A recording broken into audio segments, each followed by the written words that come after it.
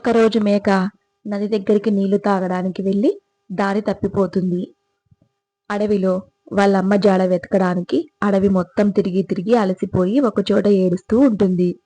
అప్పుడు చిన్ని ఉడత మేక దగ్గరికి వస్తుంది. మేక మేక ఎందుకు ఏడుస్తున్నావు అని అడుగుతుంది. అప్పుడు ఆ మేక, నేను మా అమ్మ దగ్గరికి వెళ్ళాలి, నీళ్లు తాగడానికి వచ్చి దారి తప్పిపోయాను అని చెప్తుంది. సరే, నువ్వు ఏడవకు, నేను చెట్ల మీద తిరిగి మీ అమ్మ ఎక్కడుందో చూసి కనిపెడతాను, నేను తీసుకెళ్తాను అని ఉడతా అంటుంది. నువ్వెలా నాకు సహాయం చేయగలవు, నువ్వు చాలా చిన్నగా ఉన్నావు కదా అని మేక అంటుంది. చివరికి ఉడత అటు తిరిగి ఇటు తిరిగి తన తల్లి మేక దగ్గరికి మేక పిల్లని చేరుస్తుంది. తల్లి మేక దగ్గరకు మేక పిల్లను చేర్చినందుకు మేక చాలా ధన్యవాదాలు తెలుపుకుంటుంది. ఈ కథ మీకు నచ్చినట్లయితే మన ఛానల్ను సబ్స్క్రైబ్ చేసుకోండి.